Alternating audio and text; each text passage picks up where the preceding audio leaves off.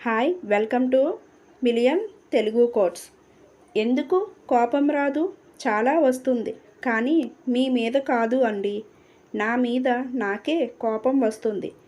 ఎందుకు ఇలా నా జీవితం ఉంది అని బాధతో కూడిన కోపం, అంతే అంది తను. ఇంక నుంచి నీకు నా పరిస్థితి ఉండదులే సమీరా అంటే అర్థం కాలేదు అండి. అర్థం కాకపోవడానికి ఏమీ లేదు. ఇంక నువ్వు బాధపడాల్సిన అవసరం లేదు అంటున్నా. అదే సడన్గా ఏంటి ఈ మార్పు? సమీరా, ముందు నువ్వు ఇలా వచ్చి కూర్చో. నీతో ఒక విషయం మాట్లాడాలి. చెప్పండి ఏంటి? సమీరా, నేను చెప్పే విషయం నీకు కోపాన్ని బాధని ఇవ్వచ్చు, కానీ తప్పదు అన్నాడు. ముందు విషయం చెప్పండి. ఊరికే సాగదీయకుండా సమీరా నేరుగా పాయింట్కి వస్తున్నా. మనం ఇంకా కలిసి ఉండటానికి వీలు లేదు. నువ్వు ఎవరినైనా ప్రేమిస్తూ ఉంటే చెప్పు, తప్పకుండా వాళ్ళకి ఇచ్చి పెళ్లి చేస్తాను. మీరు అసలు ఎలా ఇలా మాట్లాడగలుగుతున్నారు అండి? అవును, ఇప్పటికీ కూడా నేను చెప్పకపోతే మంచిది కాదు. నేను ఏమైనా మిమ్మల్ని ప్రేమించానా? కనీసం పెళ్లి సంబంధంగా అయినా మా ఇంటికి వచ్చారా? నా ప్రమేయం లేకుండానే బెదిరించి పెళ్లి చేసుకున్నారు. ఇప్పుడు ఏమో ఇంకొకరికి ఇచ్చి పెళ్లి చేస్తారా? అసలు నన్ను ఏమి అనుకుంటున్నారు? ఇదేమైనా బొమ్మల పెళ్ళి అనుకుంటున్నారా? చెప్పండి అని గట్టిగా నిలదీసింది. చూడు, నాకు తెలియదు. చెప్పాల్సింది చెప్పాను. నీ ఇష్టం సమీరా. అయితే నా మాట కూడా వినండి.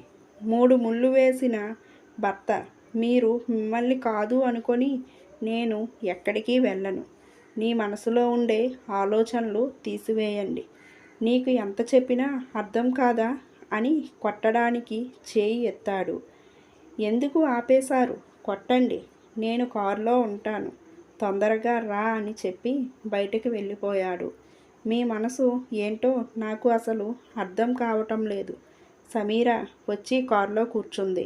స్పీడ్గా వెళ్తున్నాడు. ఈ కోపానికి మాత్రం ఏమీ తక్కువ లేదు అనుకొని పడుకుంది అలానే విండో మీద. ఇంట్లో రావడం ఉమాగారు కొడుకు కోడల్ని చూసి కొంచెం కంగారుగా, కొంచెం సంతోషంగా చూస్తూ ఉంది. కోడలు మొహంలో మాత్రం బాధ కనిపించి ఏదో జరిగింది అని అయింది ఉమాగారికి. కోపంగా వెళ్ళి డోర్ గట్టిగా వేసుకున్నాడు. ఇద్దరూ అదిరిపడి చూశారు. ఏమైంది సమీరా? ఎందుకు అలా ఉన్నావు? ఏమీ లేదు అత్తయ్య, కొంచెం తలనొప్పిగా ఉంది అంది. సరే వెళ్ళి పడుకో తల్లి, నేను ఏమైనా కాఫీ తీసుకొని వస్తాను. ఉమాగారిని గట్టిగా కౌగిలించుకొని, నా మనసులోని బాధను అర్థం చేసుకునే మనిషి మీరు ఒక్కరే అత్తయ్య. థ్యాంక్ యూ అత్తయ్య. పిచ్చిపిల్ల, దీనికే ఎవరైనా ఏడుస్తారా అంది. వెళ్ళి పడుకో సమీరా. అలాగే అత్తయ్య అంటూ గదిలోకి వెళ్ళింది. గౌతమ్ రెడీ అవుతూ ఉన్నాడు ఆఫీస్కి. వెళ్ళి పడుకుంది.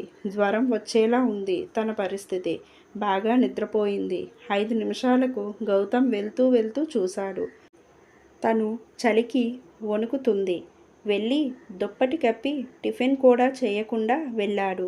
ఉమాగారు కాసేపటి తరువాత రూంలోకి వెళ్ళారు. ఒళ్ళు కాలిపోతుంది. లేపి ఒళ్ళు తుడిచి గంజి కాచి ఇచ్చింది. అప్పటికి తగ్గకపోతే హాస్పిటల్కి తీసుకొని వెళ్ళాలి అనుకొని రూంలోనే పడుకోబెట్టి బయటకు వచ్చింది. ప్రతాప్ గారి దగ్గరికి వెళ్ళి సమీరాకు ఎలా ఉంది అని చెప్పింది. సరే, ఇది మంచి అవకాశం వాళ్ళ ఇద్దరిని ఒక్కటి చేయడం అనుకొని వెళ్ళి గౌతమ్కి కాల్ చేసి చెప్పమన్నాడు. సరే అండి, కానీ ఆలస్యం చేయడం ఎందుకు చెప్పండి, మళ్ళీ ఏదైనా జరిగితే అంది. చూడు ఉమా, అలా ఏమీ జరగదు. ముందు వెళ్ళి కాల్ చేయి. సరే అండి, చేస్తాను. గౌతమ్ అప్పుడే తన క్యాబిన్లోకి వెళ్ళాడు. ఇంతలోపు వాళ్ళ అమ్మగారి నుంచి కాల్ రావడం చూసి మళ్ళీ చేద్దాంలే అనుకున్నాడు. అలా రింగ్ అవుతూనే ఉండేసరికి కాల్ లిఫ్ట్ చేశాడు. అమ్మ, కాసేపటి తర్వాత నేనే చేస్తాను అన్నాడు. గౌతమ్, ఒక్క నిమిషం, నేను చెప్పేది పూర్తిగా విను.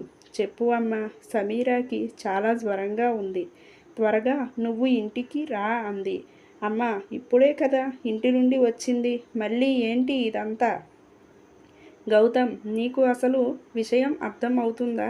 ఆరోగ్యం బాగా లేకుండా నీ భార్య ఎక్కడ ఉంది, కనీసం బాధ్యత ఉందా నీకు అని కొంచెం గట్టిగానే అరిచింది. సరే అమ్మ, నేను ఇప్పుడు రాలేను, మీరు హాస్పిటల్కి తీసుకొని వెళ్ళి రండి. లేదు గౌతమ్, నేను మీ నాన్నగారిని చూసుకోవాలి, నువ్వేరా అరగంటలో అని కాల్ కట్ చేసింది. అబ్బా అమ్మా, ఎందుకు నన్ను ఇలా సాధిస్తారు అని గట్టిగా అరిచాడు. కాసేపు ఆలోచించి మళ్ళీ ఇంటికి వెళ్ళాడు. వెళ్ళేసరికి సమీర చలికి వణుకుతూ ఉంది. ఒళ్ళు అంతా వేడిగా కాలిపోతుంది. సడన్గా ఏంటి ఈ స్వరం అనుకున్నాడు. వెంటనే తనని లేపాడు. సమీర, లేయి, హాస్పిటల్కి వెళ్ళి వద్దామని. తను కనీసం కళ్ళు కూడా తెరిచి చూసే పరిస్థితుల్లో లేదు. ఇలా కాదు అనుకొని సమీరాని తన 2 చేతుల్లోకి ఎత్తుకున్నాడు. తనని తీసుకొని బయటకి వస్తున్నాడు. వాళ్ళ అమ్మా నాన్న చూస్తున్నారు. ఇప్పుడు అయినా గౌతంలో మార్పు రావాలి అని వెళ్ళి కారులో కూర్చోబెట్టి కారు పోనిచ్చాడు. కాసేపటి తర్వాత పెద్ద హాస్పిటల్ వచ్చింది. బయటకు దిగి తనను ఎత్తుకొని లోపలికి వెళ్ళాడు. డాక్టర్ చెక్ చేసి కొన్ని పరీక్షలు చేయాలి, మీరు కాసేపు బయట ఉండండి అని చెప్పారు. మధ్యాహ్నం అవుతున్నా ఎవరి నుంచి సమాధానం లేదు. వెళ్ళి అడిగాడు, ఏమైంది తనకి, అంతా ఓకేనా డాక్టర్ అన్నాడు కంగారుగా కూడిన స్వరంతో. మీరు టెన్షన్ పడాల్సిన అవసరం అయితే లేదు, కానీ ఇంకా ఉంది. పార్ట్ 8లో కలుసుకుందామండి. ఈ వీడియో మీకు నచ్చినట్లయితే లైక్, షేర్, కామెంట్, సబ్స్క్రైబ్ చేసుకోవడం మాత్రం మర్చిపోకండి ఫ్రెండ్స్. అలాగే పక్కనున్న గంట సింబల్ క్లిక్ చేస్తే నేను పెట్టే మరిన్ని వీడియో నోటిఫికేషన్స్ అనేవి మీకు వస్తాయండి. ధన్యవాదములు.